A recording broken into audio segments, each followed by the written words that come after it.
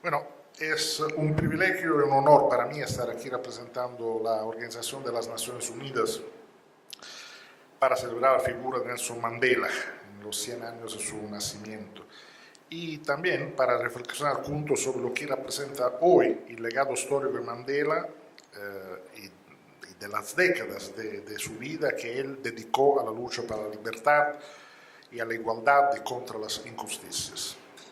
Bueno, todos ya sabíamos antes de ese día, cuando ya empezamos, bueno, ahora somos todos maestros en la vida de Mandela, después las presentaciones tan interesantes que escuchamos antes, el conversatorio, etc. Pero digo, todos en algún momento ya sabíamos o habíamos escuchado algo sobre Mandela y su increíble trayectoria personal y política que lo llevó de la militancia armada en una fase de la vida contra el apartheid, la segregación racial, a la presidencia de Sudáfrica y al empeño para la reconciliación nacional y la construcción de una ciudad multiétnica. Y eso después de 27 años pasados en la cárcel. Mandela fue, y justamente así es considerado, uno de los gigantes del siglo XX. Como dijo cierta vez el filósofo camerunés Achille Mbembe, por los 5 continentes su nombre es sinónimo de resistencia, liberación, universalidad. Hoy, 5 años tras su muerte, Mandela es un símbolo universal. La palabra símbolo viene del griego symbolon, que significa lo que une. En el caso de Mandela, lo que nos une a todos en la búsqueda de un mundo mejor y más justo. Pero si queremos repensar en lo que Mandela representa y lo que su ejemplo puede nos inspirar en la lucha por la libertad y la igualdad en el mundo contemporáneo, es fundamental hablar de quién él realmente fue a lo largo de toda su vida, más de lo que de la imagen que se construyó en la fase final de su vida. El apartheid duró tanto, hasta el año 2000, porque la élite blanca de Sudáfrica, en su mayoría, combatió hasta el final con extrema violencia para preservar el régimen racista, pero también porque muchas de las grandes potencias apoyaron el régimen sudafricano como un baluarte en la lucha contra el comunismo durante la Guerra Fría. Aún en la década de 1980, quiero recordarlo, el presidente de Estados Unidos de aquel entonces, Ronald Reagan, y la primera ministra de Gran Bretaña, Margaret Thatcher, se opusieron al movimiento internacional contra el apartheid y depreciaron abiertamente a Mandela, a quien definían como terrorista, y se opusieron a su liberación de la cárcel. Si el apartheid fue derrotado, Mandela fue liberado y electo presidente por el voto popular, si eso se pasó fue gracias al empeño, la lucha, el coraje de millones de sudafricanos, negros en su mayoría, pero también blancos que eligieron el lado justo de la trinchera.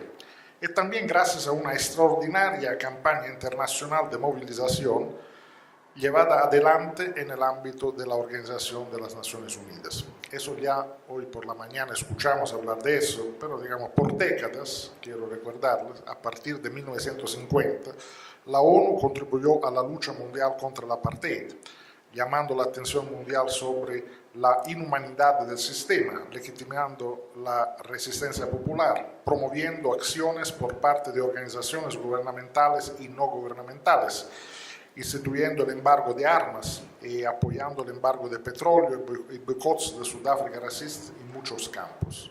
Fue una campaña internacional remarcable. Esta es la primera lección fundamental que nos sirve por el día de hoy. Solo la lucha popular y política permite alcanzar resultados de transformación social y política profunda. Objetivos que pueden parecer hasta irreales pueden ser alcanzados. Es decir, hay que insistir y perseverar usando todos los instrumentos a disposición. Y eso fue algo que Mandela hizo a lo largo de su vida. Mandela, ya alguien lo dijo por la mañana, no fue un santo. Él fue algo mucho más prosaico y también más importante. Él fue un político.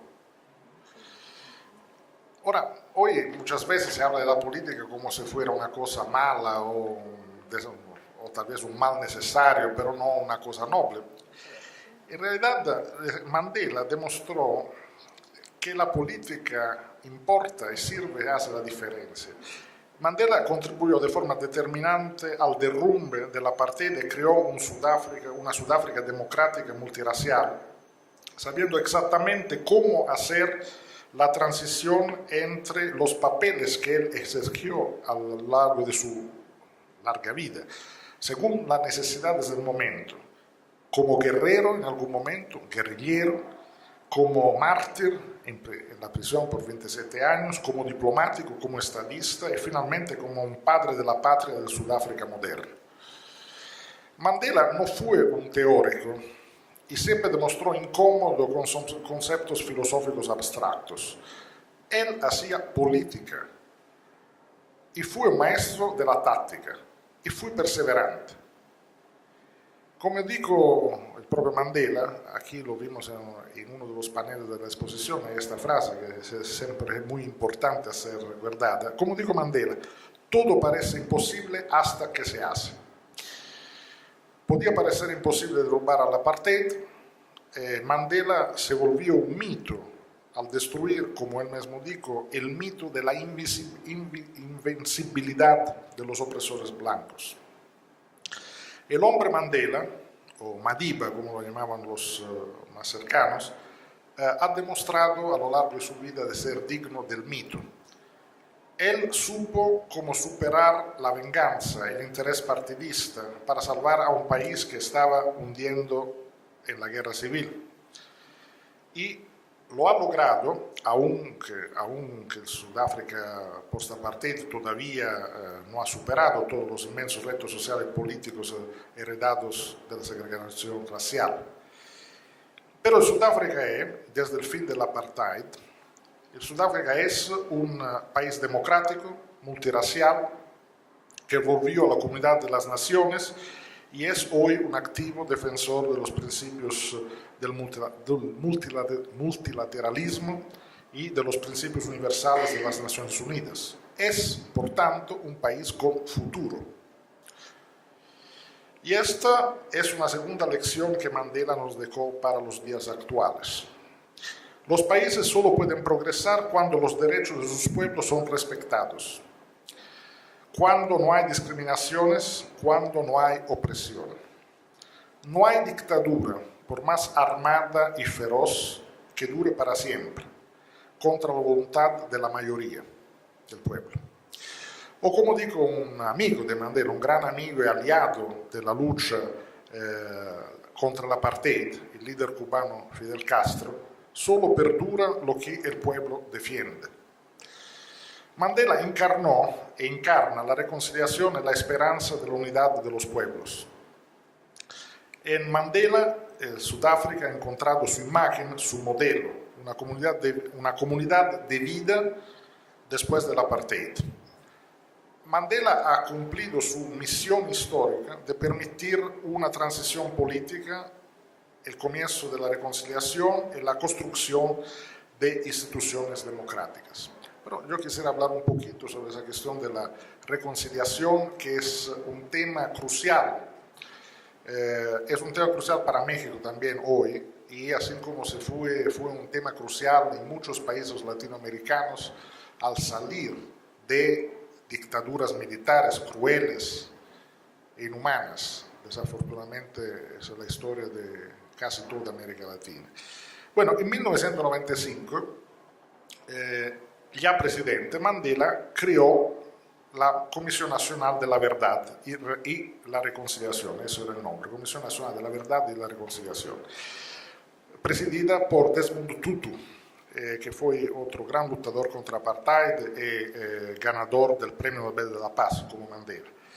Y realmente fue Tutu uno de los grandes protagonistas de la lucha contra el apartheid. Bueno, Tutu explicó el sentido de la comisión, esta vez en una declaración, de una forma muy sencilla y eficaz. Dijo Tutu: sin perdón no puede haber futuro, pero sin confesión no puede haber perdón. La construcción de un nuevo país no puede basarse en la venganza, pero no puede haber reconciliación sin establecer la verdad. Los culpados deben admitir sus actos y pedir perdón por sus crímenes. La reconciliación no es olvido, es al contrario un proceso activo en que la sociedad descubre exactamente lo que pasó y decide caminar hacia un nuevo rumbo. La afirmación nunca más se hace política de Estado. La Comisión de Reconciliación, de la Verdad y Reconciliación en Sudáfrica, fue diferente de otras experiencias de reconciliación, de eso, de verdad y reconciliación, porque, como ya escuchamos en la presentación anterior, de hecho no sirvió para procesar y condenar a la cárcel responsables de violaciones de derechos humanos o de crímenes cometidos por el régimen del apartheid, pero hizo, estableció una verdad histórica sobre lo que se había pasado durante el apartheid. Lo sé que aquí decir en México verdad histórica parece una frase no muy simpática o no muy alentadora, pero en el buen sentido, o sea, decir realmente, mira, se pasaron cosas, es importante que la sociedad sepa exactamente, sudafricana, sepa exactamente lo que se pasó, cuáles fueron los crímenes que se cometieron, que todos entendan exactamente lo que se pasó en las largas décadas del apartheid. Por tanto, por ejemplo, los testimonios de varios de los culpados, o sea, de los que habían cometido abusos, de los torturadores, de los policías, de los responsables de abusos, por ejemplo, cuando eran llamados para hablar, para deponer delante de la comisión, sus deposiciones eran filmadas y retransmitidas por la televisión. De forma que realmente todo Sudáfrica pudiera ver y saber qué se pasó. Eso es un problema, claro, porque es un problema claro y clave, porque la experiencia nos dice, no solo en África del Sur, en todos los países latinoamericanos donde también hubo comisiones de la verdad, que mucha gente simplemente no tiene idea de lo que se pasó realmente. O sea, tienen una percepción, saben que escucharon cosas, participaron en manifestaciones, pueden conocer un pedacito de la verdad. Pero una de las características de los regímenes autoritarios es de encubrir la verdad. Por tanto, la gente que está muy metida adentro puede conocer pedazos, pero la opinión pública de forma general no logra tener el cuadro completo, hacerse una idea realmente real y profunda y detallada de lo que se pasó. Y esto es un esfuerzo yo lo llamo de pedagogía pública y también de aprendizaje de la democracia, que es fundamental para que se pueda seguir hacia adelante. Sin hacer ese esfuerzo de recomponer la historia de forma que sea condividida, que todos sepan que hay culpables y hay inocentes, hay víctimas y hay verdugos. Se puede decidir después no ponerlo a la cárcel, los verdugos, por varias razones. Sobre eso hay teorías y hay posiciones diferentes, todas respetables, pero hay que afirmar la verdad.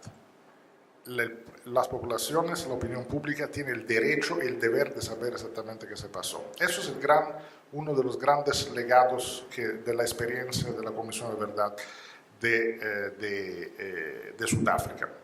Me extendí sobre esa cuestión porque, como ya se comentó anteriormente, eso es algo que no es solo para los historiadores. Aquí en México es actualmente una cuestión real, presente de la política futura para el país. De alguna forma, Sudáfrica se encontró en 1990, cuando Mandela fue liberado, en una situación un poco parecida, un poco similar a la del México de hoy.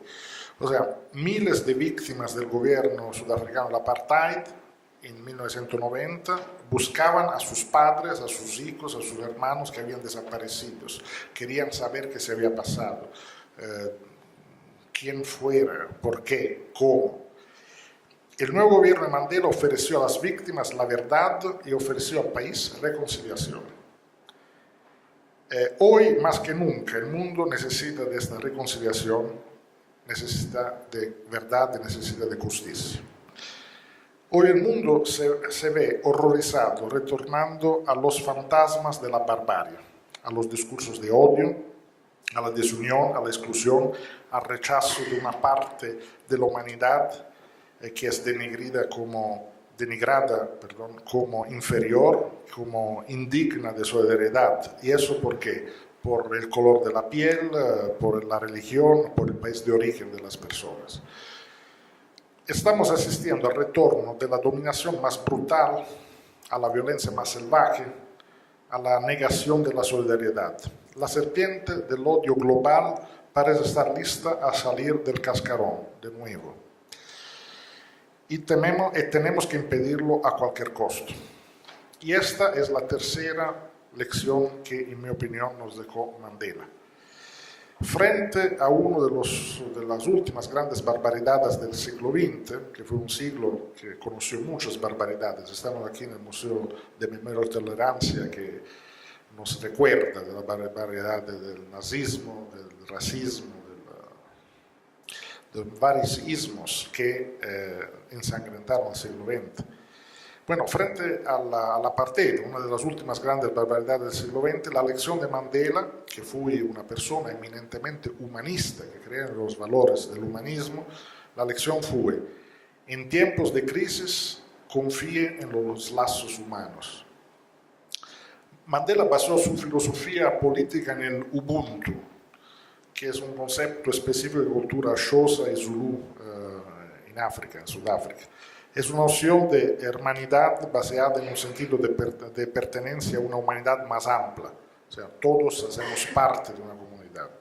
El Ubuntu ha sido la respuesta humanista para superar el apartheid, un régimen anclado en un sistema de separación de los seres según su color, su origen, su sexo. El mismo año en que fue decretado el apartheid, en 1948, lo recordaba hoy por la mañana, fue también proclamada la Declaración Universal de los Derechos Humanos en París.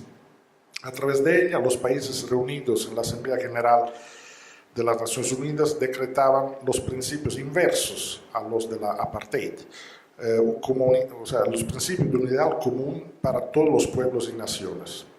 Dice el artículo 2 de la Declaración Universal, voy citando: toda persona tiene todos los derechos y libertades proclamados en esta declaración, sin distinción alguna de raza, color, sexo, idioma, religión, opinión política o de cualquier otra índole, origen nacional o social, posición económica, nacimiento o cualquier otra condición. Esta declaración celebra este año, la Declaración Universal celebra este año su 70 aniversario. El apartheid se extinguió definitivamente en 1994 con la elección de Mandela a la presidencia de Sudáfrica, gracias al coraje y a la determinación de Mandela y de millones de sudafricanos. Gracias a él y a tantos otros, la Declaración Universal de Derechos Humanos sobrevivió en sus valores. Pero debemos defenderla, la declaración y sus principios, debemos defenderla todos los días. El racismo, lo acordaba eso el expresidente de Estados Unidos, Barack Obama, ayer en Johannesburg, en una ceremonia pública, a quien alguien aquí ya se refirió.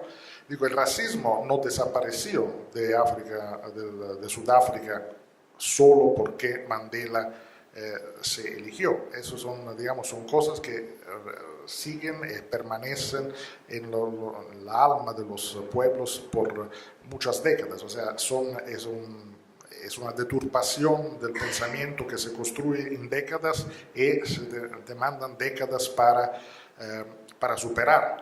Así como el racismo contra los afrodescendientes, contra los negros, sigue real en Estados Unidos o en todos los países donde hay afrodescendientes. Yo antes de venir aquí a México, como recordaba antes, yo trabajé muchos años en Brasil, que es el segundo país con población afrodescendiente por número, después de Nigeria.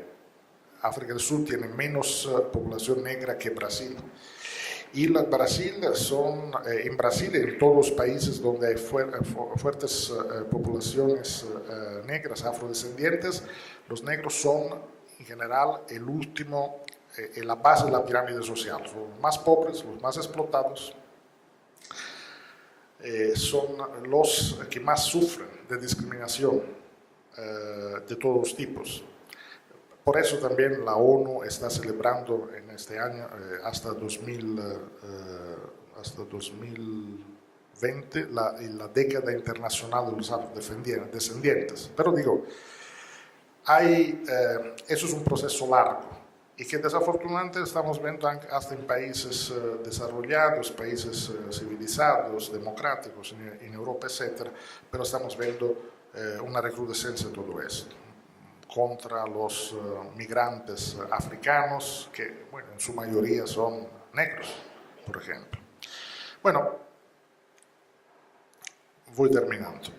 En un mundo que construye muros, el mundo actual, el mundo en que se construyen muros, tenemos que inspirarnos en los que construyeron puentes, como Mandela. Los que defendieron una idea de la familia humana unida, una humanidad siempre por construir. Esa es la razón real, fundamental por la cual la ONU fue fundada. Entonces, por eso también nuestro compromiso, nuestro empeño, sin treguas en los años pasados contra el apartheid.